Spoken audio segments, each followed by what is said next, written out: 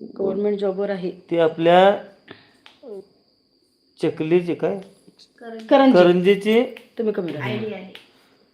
अभिभाव मी government जॉबवर आहे पण असं वाटते काहीतरी कुठं कमी आहे. काय कमी लाईफमध्ये समजत नाही.